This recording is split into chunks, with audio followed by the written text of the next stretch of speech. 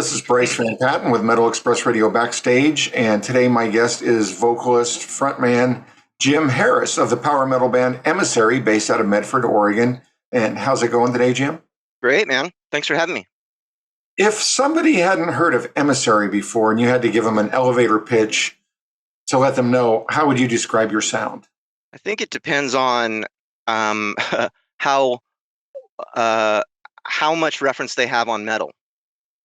So if I was talking to somebody who doesn't really know anything about metal, I see somebody who's just maybe just a casual radio listener. Oh, you play in a band? What's it like? Heavy metal band. What's it like? I say, kind of like Metallica if Ozzy sang for Metallica or something like that. Just some generic, like it's this kind of music with these kind of vocals. That kind of thing.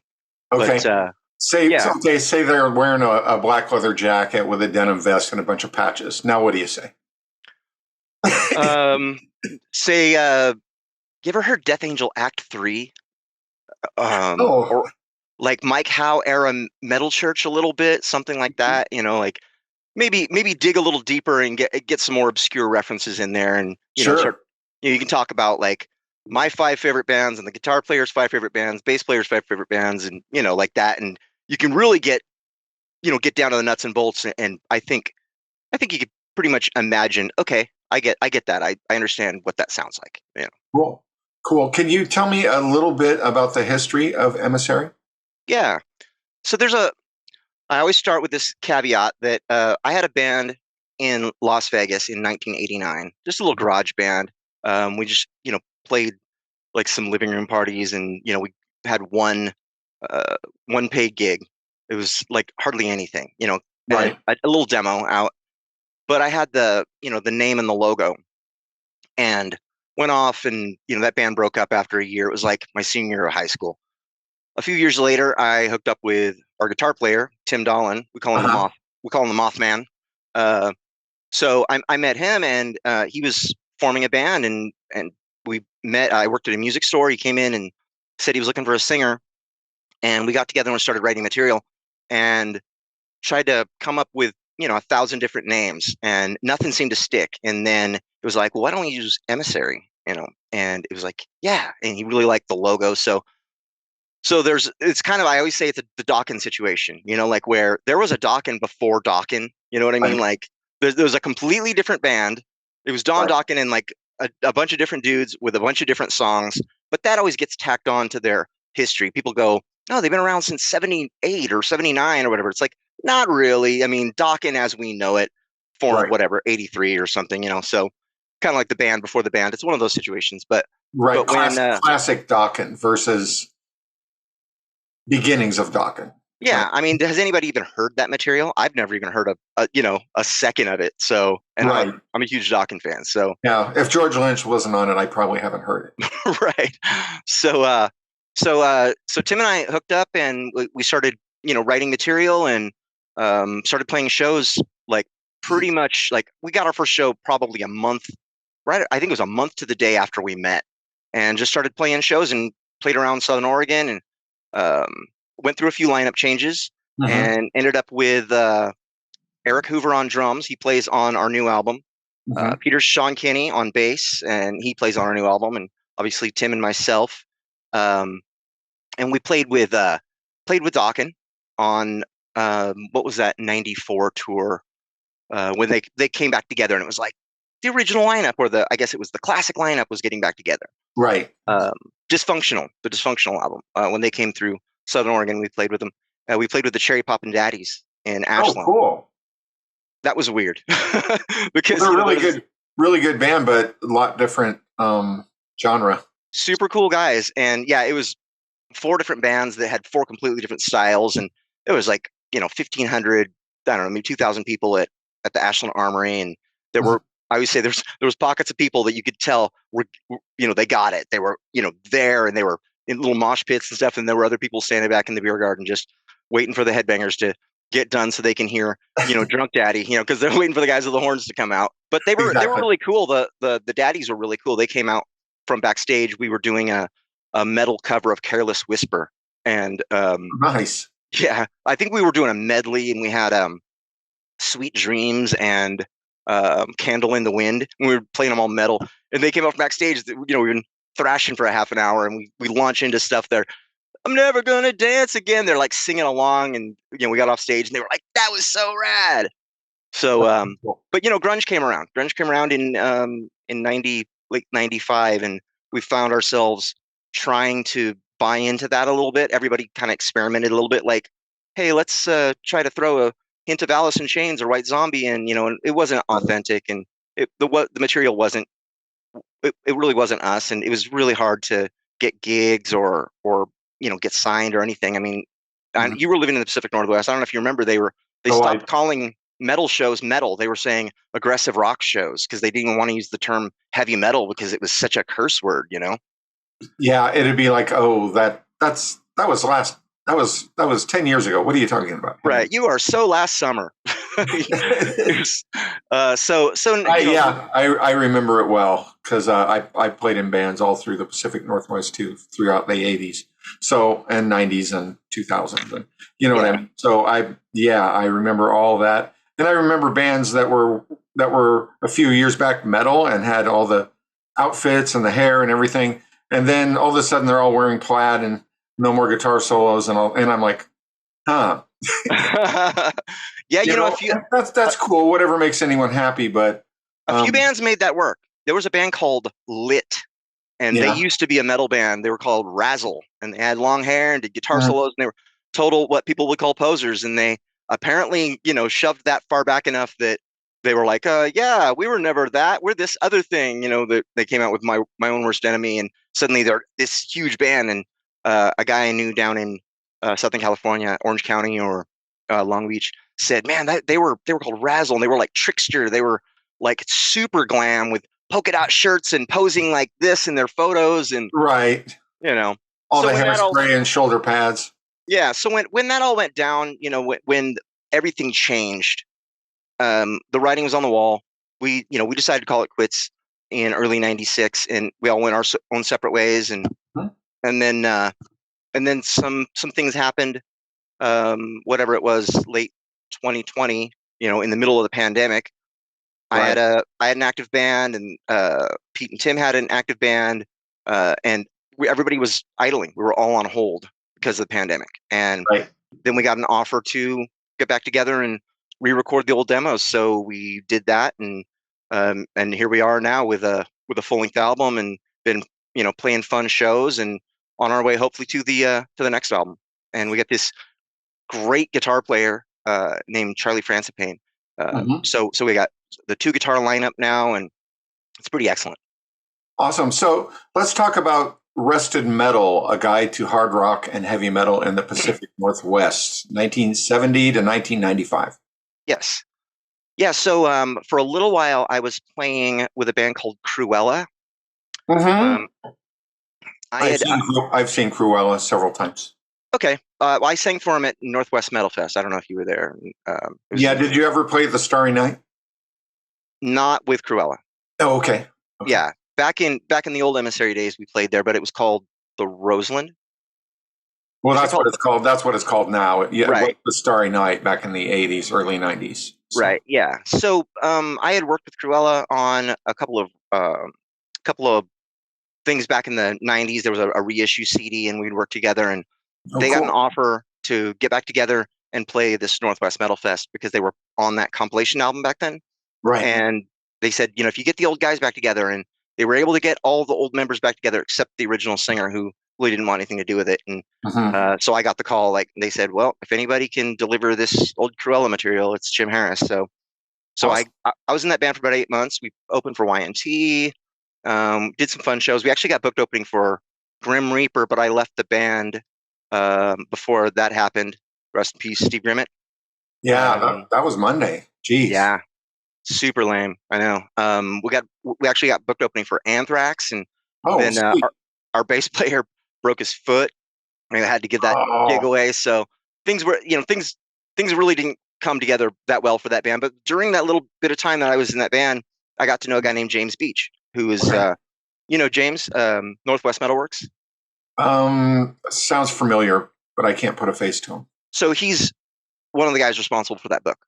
They were putting that book together, and they were putting the finishing touches on it, and he messages me and says, "Hey, did Emissary ever play up here? Back in the early '90s?" And I said, "Yeah, we played at the Roseland, and I was telling about some gigs." And he said, "Do you have any old ticket stubs or flyers or anything?" He's like, "If you guys played up here before '95, you deserve a place in this book." So I sent him some stuff, not even knowing if we were going to get in the book. And then the book came out, and he put a picture of us in there and a little history of the band, and that kind of launched things. People started talking about Emissary again. This obscure band from the Pacific Northwest, sort of, because we're Southern Oregon. Right. And out of nowhere, I get a message from Underground Power Records in Germany, and the owner says, "Hey, I've got your old demos." I'm like, what? Like, our demos made it around the world? I mean, I know there's a tape trading underground, but I just had no idea. And he's like, "Yeah, I got your old demos. I'm a fan. If you guys want to get back together and re-record some stuff, I'll put the record out." That's So awesome. yeah, Well, so we had a deal before we even recorded a note. and so you're able to get all the old guys back together mostly? So we got our original drummer, Okay. and then we got because I became the drummer. I was singing Oh, and wow. playing drums. Yeah. Okay. But so the guy that played on the first demo, Eric Hoover, he came back for the record. Great.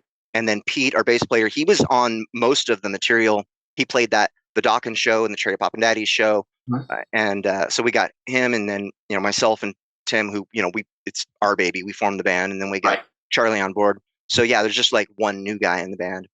That's pretty awesome. And then now we have a new drummer, who was a drummer for a band.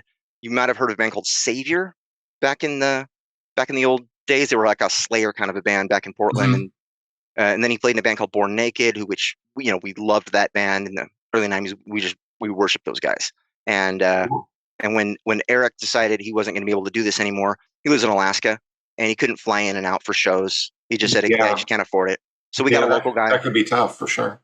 Yeah. So we got this guy, Tony Mullins, and he's amazing. He's an amazing songwriter, amazing vocalist, um, killer drummer. So, I mean, that really just, and Eric kind of gave his blessing because he knew Tony back in the day. And he's like, if I were to choose anybody to be my replacement, it would be Tony. So after like 25 some years off and on, how does it feel to finally have an album out? Man, it was really like unfinished business for me. It Mhm. was like, I felt kind of sad that it ended the way it did, with grunge coming in, and we never got to release a record. We just had a bunch of demos, and we had good material. And the demos are fine. They're actually Right. there's a bonus disc on the deluxe version of the album where you get all those cassette demos like remastered. Oh, cool. Yeah, so we knew it was pretty good material. Um, so it was like kind of a relief, like felt really good to say, let's finally give the public the album that we never got to release before, and Right. we updated the material a little bit. Got this great producer named Doug Hill, who's worked with Scott Kelly from Neurosis and Mastodon, and he recorded the newest Helmet record for Sony. Oh, He hit me up when he found out the band was getting back together, and he said, "I hope you guys hire me to mix the record." And so we went in the studio with him, and he, man, he just made it sound as good as we could possibly sound. And there were some slight changes, changed some of the lyrics and some of the melodies, just updated things to be better. And right. we're really proud of the new record. Sweet. Can you talk a little bit about your recording and songwriting process? I know a lot of these songs were written a long time ago, but just kind of how you guys approach the recording.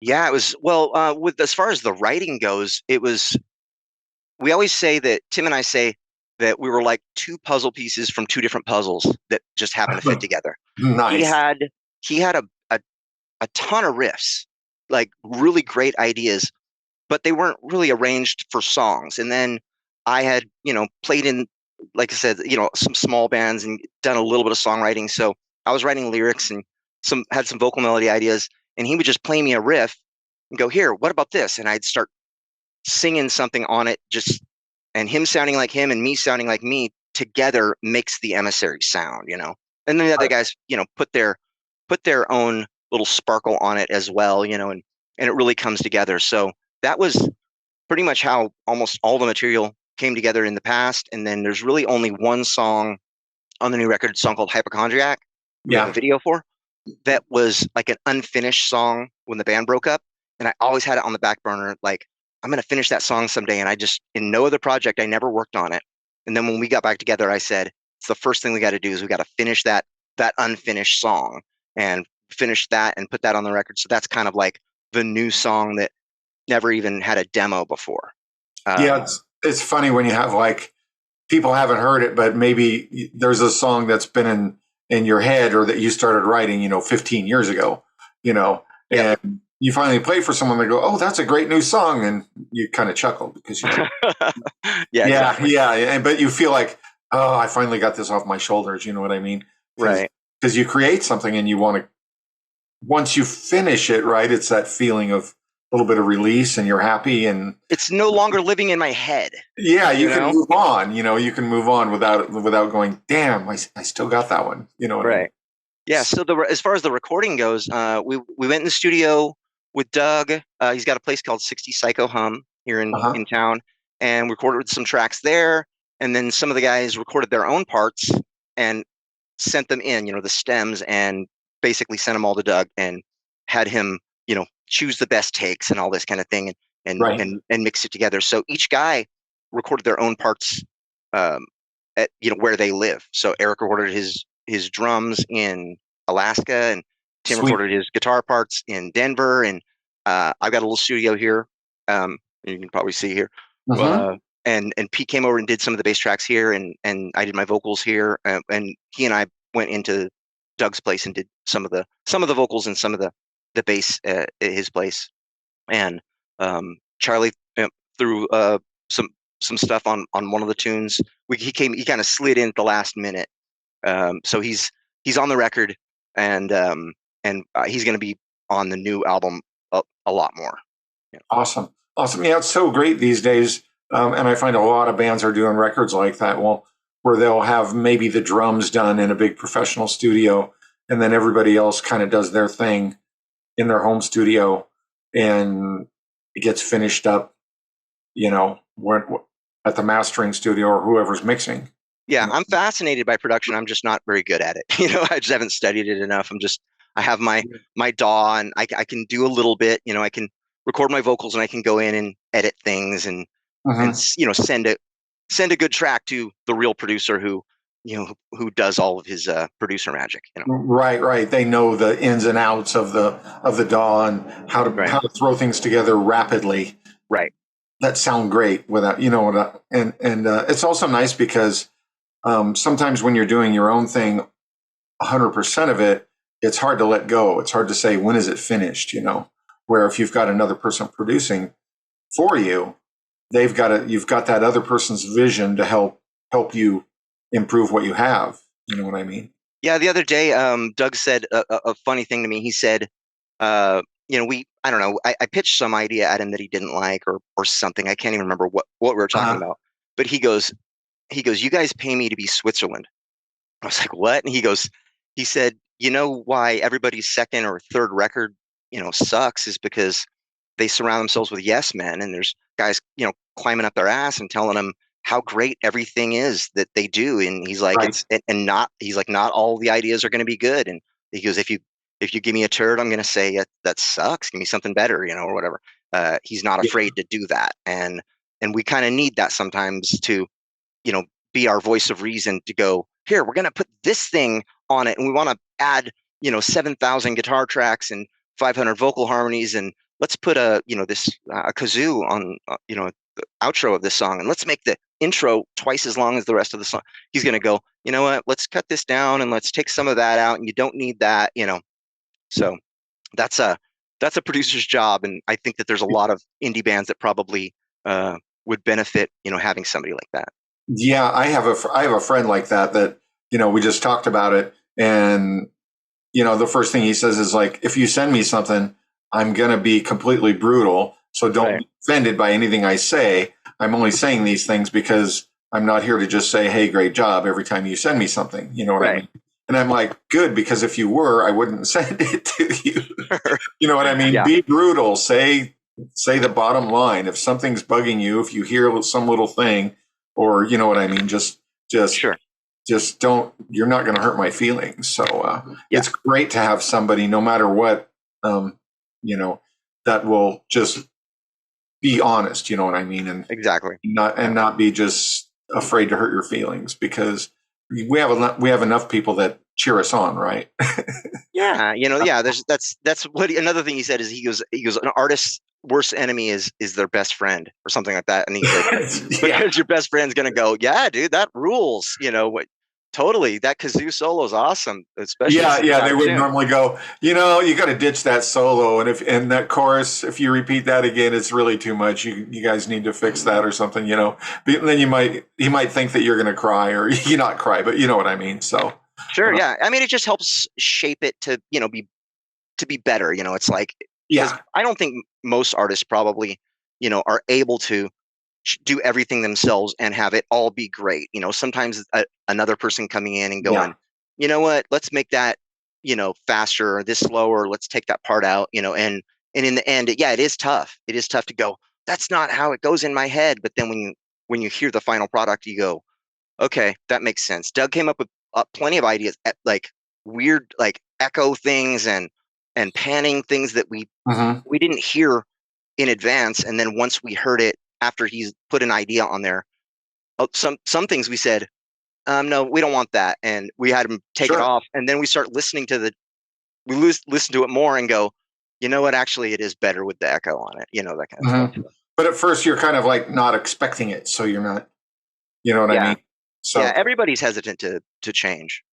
Yeah, I get that completely. Demoitis, they call it. Yeah, great that you have somebody to produce and help you guys with that. So yeah. Are you guys touring this year? Actually, we have some shows in about 2 weeks. Because everybody lives in different locations, it's tough for us to get together and play shows. So usually we have a big show, and then we'll kind of book some smaller shows around it. A few months ago, we played Legions of Metal in Chicago.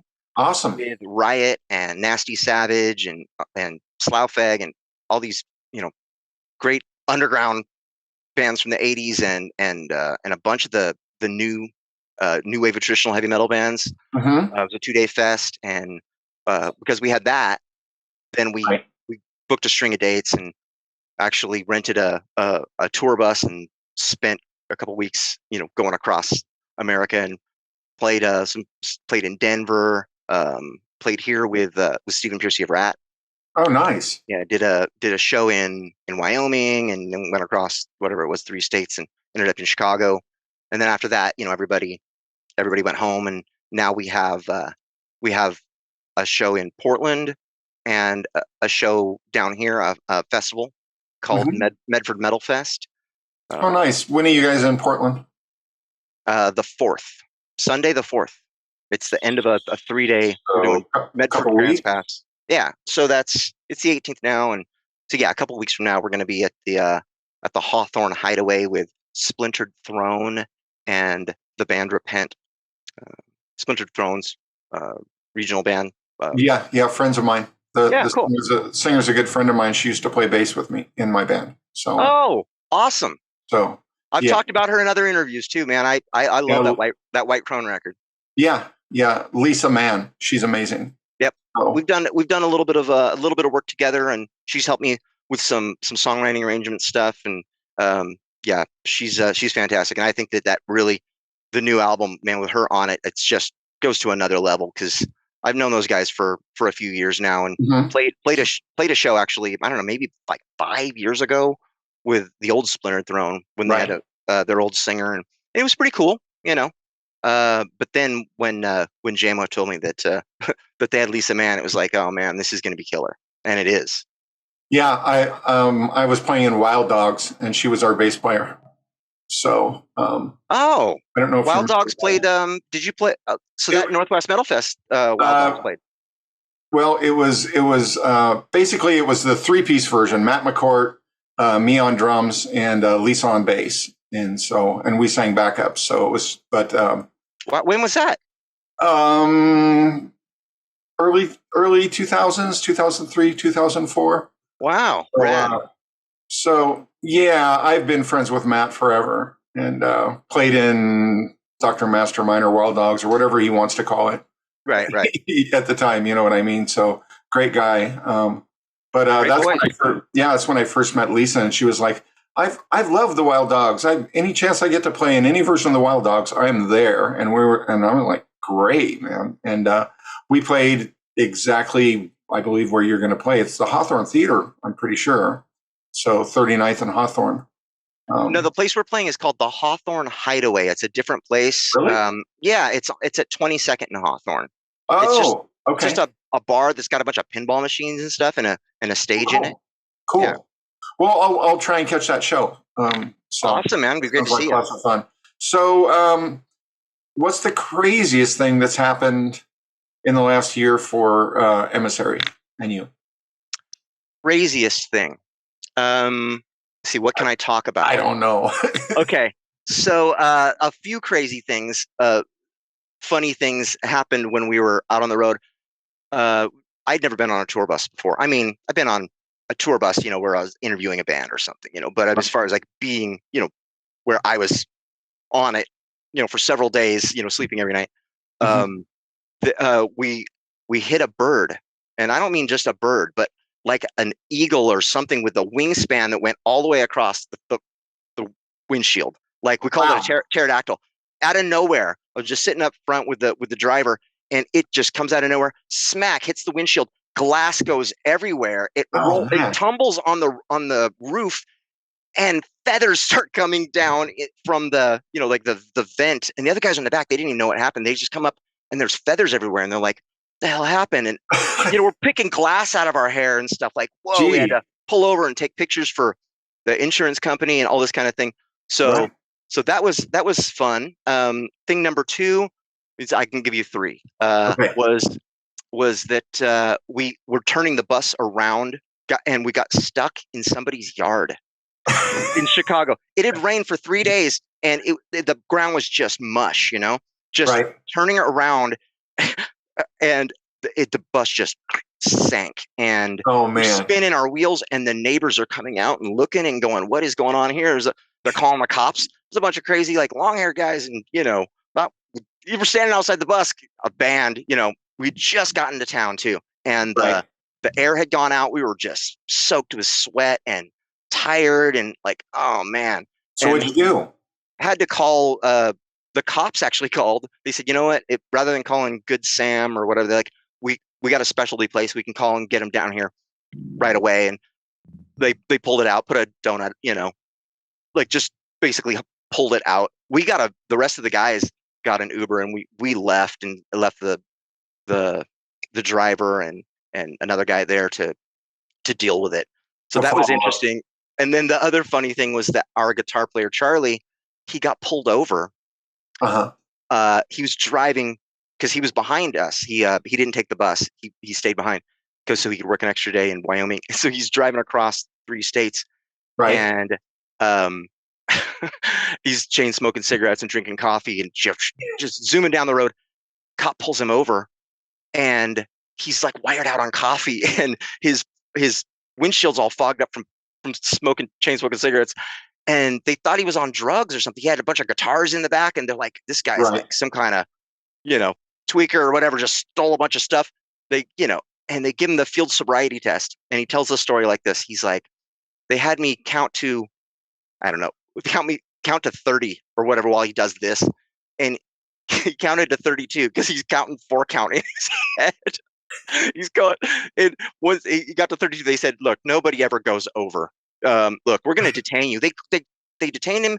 They, put his car in impound to drug test him for the day. And he's sitting, he's like in the orange jumpsuit, and they check the bottom of his feet and the whole bit, and he's not on drugs or anything.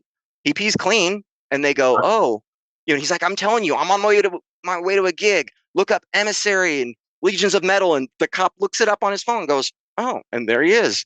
It's a picture of Charlie. And he's like, "I'm telling you, I got to be in Chicago." And the chief of police actually gave him like an escort back to get his car, to get it out of impound. And they didn't even give him a ticket. They were just like, "Be on your way," or whatever. But did they charge him for the tow? Yes. See, they always do that. Yeah, but he missed the gig. I mean, he was just outside of Chicago, right? Getting ready to go on stage, and he's looking at his GPS, and he's like, everything's red all the way in. Like he's like, I can't get there. Yeah. Because it was a weekend in Chicago, and he's, so he was like, I don't know, 25 minutes away or something, and just couldn't get to the gig. So we had to play that gig without him. So at the last minute, Moth had to basically relearn Charlie's guitar parts, because they're playing two different things. So he's like, we didn't play these songs with one guitarist. They're written, there's harmony parts, and there's songs where there's little lead things, and he's backstage like trying to remember like what the parts are so he can play basically both guitar parts at the same time. Mm-hmm. Yeah, and he pulled it off, and it seemed to go over pretty well. That's just crazy. Well, is there anything that we missed that you wanted to give a shout out? You want to remind us of your new album and anything else you want to throw out there, Jim?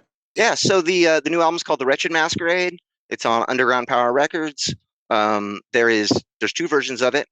On CD, you get the regular version of the album. It's just 8 songs, the newly recorded stuff. Mm-hmm. And then there's a kind of a rare bonus disc 2 CD version where the bonus disc is our old cassette demos remastered.